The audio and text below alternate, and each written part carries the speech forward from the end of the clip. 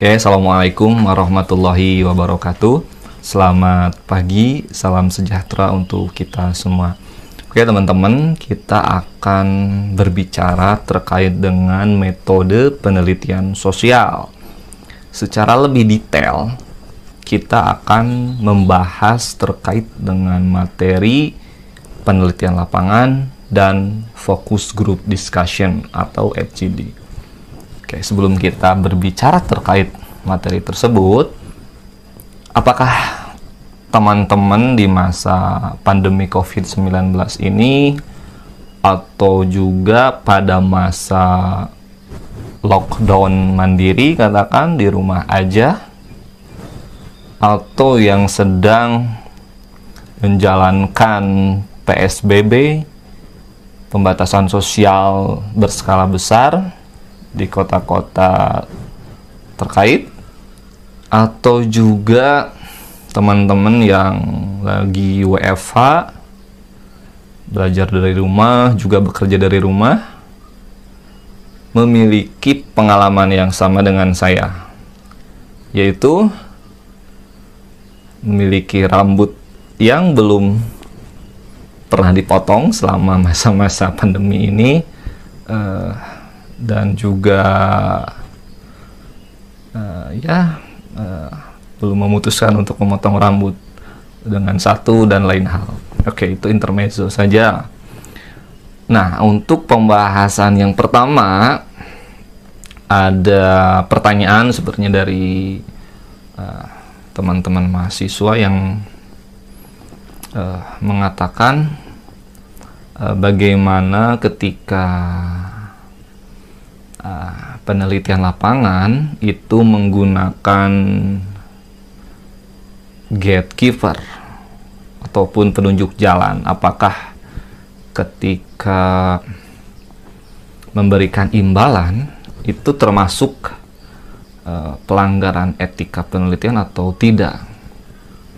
Oke, untuk yang pertama akan saya coba paparkan bahwa gatekeeper ataupun orang yang menunjukkan arah ataupun menunjukkan jalan kepada peneliti di dalam penelitian lapangannya itu diperkenankan. Artinya misalkan kita seorang peneliti tidak memiliki akses terhadap informan, maksudnya akses jalan untuk menyampaikan informan. Kita misalkan melakukan penelitian dari pusat penelitian di Jakarta, katakan seperti itu, dan melakukan riset ataupun penelitian di perdesaan di Papua, katakan seperti itu, di daerah Pegunungan Tengah, katakan seperti itu. Nah, tentu untuk akses medan dan lain-lain kita tidak memiliki informasi yang persis informan itu berada di mana.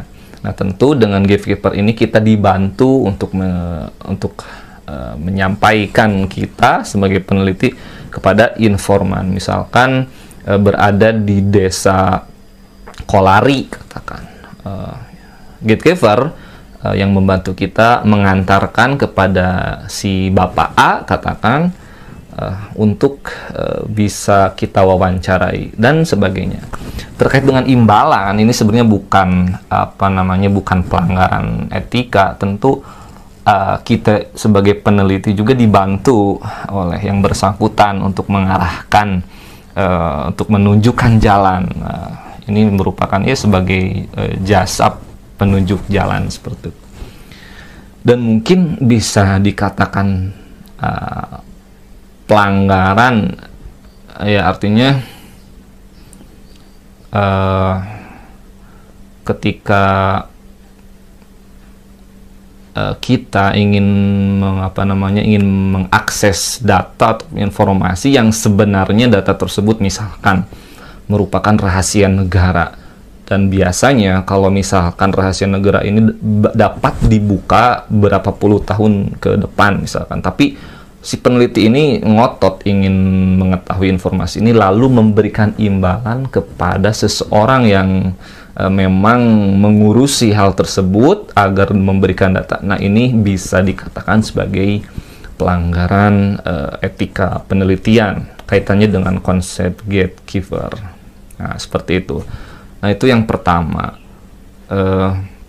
Untuk yang kedua, kita akan membahas bagaimana penelitian life history. Penelitian life history ini memang merupakan sebuah penelitian yang menarik, teman-teman. Penelitian life history ini ataupun teknik mengambil informasi untuk mendapatkan sumber-sumber life history, kisah-kisah ataupun cerita seseorang yang akan kita angkat menjadi sebuah penelitian. Kita terfokus pada satu aktor ataupun satu informan kunci, katakan. Nah, informan kunci ini yang akan digali informasinya seputar topik yang akan dibahas dalam penelitian kita. Nah, cara mendapatkan informasi yang katakan valid dan memang benar informasinya, tentu kita juga harus mendapatkan informasi ataupun tidak hanya sebatas pada informan kunci tadi, tapi yang berada di sekitar informan tersebut. Kayak katakan kita sedang meneliti ataupun sedang meriset terkait dengan petani pemuda yang berprestasi, katakan seperti itu. Petani pemuda yang berprestasi di masih dengan contoh yang tadi di Kampung Kolari, katakan. Nah, si petani muda ini menjadi informan kunci. Katakan petani muda ini merupakan merupakan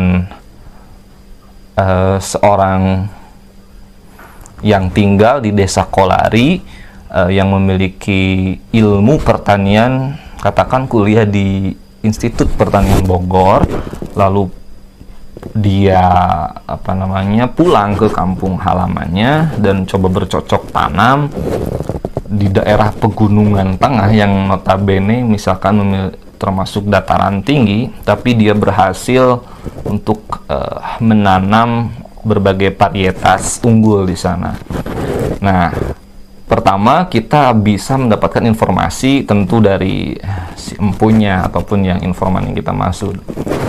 Kita dalami, bisa mulai dari orang terdekatnya, yaitu keluarganya, bagaimana orang tuanya bekerja sehari-hari, atau bagaimana saudara-saudaranya. Kita gali informasi dari situ dulu. Nah, selain itu, kita juga gali informasi dari tetangga sekitarnya. Bagaimana sih sebenarnya, apakah benar misalkan petani ini, ataupun si petani milenial ini, ini berhasil ataupun seperti apa. Terus gali informasi yang berada di lingkaran tersebut, tapi tetap fokusnya adalah si petani milenial tadi. Atau kalau pada akhirnya juga dibutuhkan informasi dari misalkan dinas pertanian di kabupaten ataupun kota tersebut, it's okay, tidak masalah. Tapi ini sebagai data yang menjadi sebenarnya informasi ini bisa juga dipakai untuk triangulasi data ataupun sebagai cross check informasi dari fokus di informan utama tadi. Nah, itu hal yang kedua terkait dengan terkait dengan teknik penarikan informasi sumber dari teknik life history, seperti itu. Nah, untuk yang selanjutnya terkait dengan FGD, focus group discussion, ada juga pertanyaan. Sebenarnya ini pertanyaan juga dari teman-teman mahasiswa yang masuk. Terkait FGD ini, apakah informan tersebut merupakan informan yang kita kenal atau seperti apa? Nah, terkait dengan focus group discussion, penentuan informan ditentukan secara purposive, artinya informan tersebut merupakan informan yang dibutuhkan informasinya dalam riset ataupun penelitian yang kita lakukan. Informan ini sebenarnya tidak ada kaitannya dengan apakah kita kenal dengan orang tersebut atau tidak. Yang intinya adalah informan di dalam FGD merupakan informan yang memiliki kapasitas untuk menjawab pertanyaan-pertanyaan terkait dengan penelitian yang kita lakukan. Nah, sedikit tips untuk penentuan informan ataupun sebenarnya seperti apa teknis di dalam FGD. Karena memang FGD ini erat kaitannya dengan metode penelitian kualitatif, yang mana bagi teman-teman yang di kuantitatif mengatakan bahwa penelitian kualitatif ini tidak valid dan tidak lain, lebih pada subjektif si peneliti dan lain-lain. Perlu saya tekankan bahwa it's okay misalkan dalam penelitian kualitatif itu subjektif, tapi artinya bukan subjektif dari persepsi si peneliti ketika mempertanyakan masalah penelitian, tapi subjektif meaning. Ini lebih disebutkan oleh sosiologi kita terkait dengan Verstehen, adanya subjective meaning. Nah, subjective meaning ini adalah subjektifnya si informan, bukan subjektifnya si peneliti. Tapi it's okay terkait itu. Yang menjadi titik tekan yang akan saya berikan adalah untuk membuktikan bahwa validitas dari penelitian kualitatif dengan teknik FGD dalam mendapatkan informasi, teman-teman bisa membuat ataupun merekam semua percakapan yang terjadi di dalam FGD tersebut. Nah, tips dari saya ketika melakukan pertanyaan kepada misalkan ada 5 informan di dalam satu sesi FGD. Kelima informan tersebut idealnya kita mengetahui nama-nama dari kelima informan ini. Mengetahui dalam arti kita berkenalan dan sampai mengingat nama-nama tersebut. Tapi kalau misalkan kita sulit untuk mengingat namanya, kita berikan ID card berupa berupa ya sederhananya saja kita pasang di baju informan dengan nama yang dapat kita ingat. Kenapa ini penting? Karena dalam dalam mengambil sumber informasi dari rekaman tadi akan mempermudah peneliti dalam mentranskrip percakapan ataupun rekaman tadi. Transkrip wawancaranya akan lebih mudah dan bisa membedakan informasi mana saja dan siapa saja yang memberikan informasi tersebut. Katakan kita akan melakukan penelitian terkait dengan stunting katakan. Nah, untuk FGD yang sesi ini merupakan stakeholder tokoh ataupun otoritas lokal yang ada. Nah, 5 orang ini misalkan ada ketua RT, ada ketua RW, ada tokoh agama, ada tokoh masyarakat, dan ada katakan ada kader yang fokus terhadap penanggulangan stunting ini. Nah, kelima informan tadi harus dibedakan informasi yang satu dari ketua RT misalnya dengan ketua RW ataupun dengan tokoh agama dan tokoh masyarakat. Nah, ini harus diberikan nama dan itu akan mempermudah si peneliti dalam mentranskrip wawancaranya.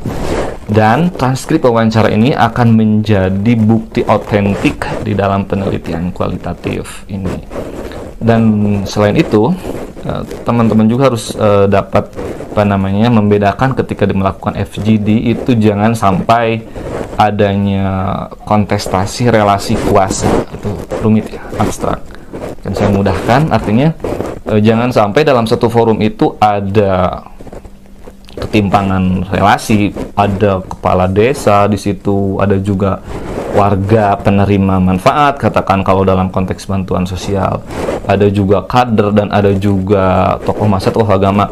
Nanti informasi akan keluar dari katakan dari elemen yang paling bawah, masyarakat, itu akan muncul yang bagus-bagusnya. Kenapa? Karena takut karena ada kepala desa, ataupun takut karena ada tokoh agama katakan. Jadi harus dipisahkan mana stakeholder pemerintahan, mana penerima manfaat, dalam hal ini masyarakat ataupun lain.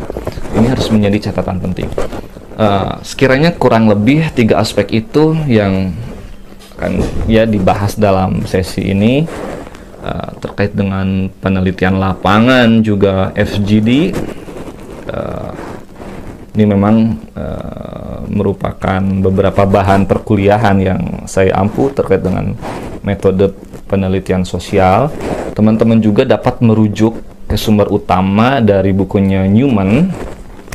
Buku Newman ini menarik teman-teman, yaitu bisa diambil dari judulnya Social Research Methods karya Newman. Di situ ada beberapa kajian terkait dengan materi pada kesempatan kali ini, dan juga menopang untuk teman-teman tetap selalu di rumah aja, belajar dari rumah dan juga bekerja dari rumah. Oke, terima kasih atas perhatiannya.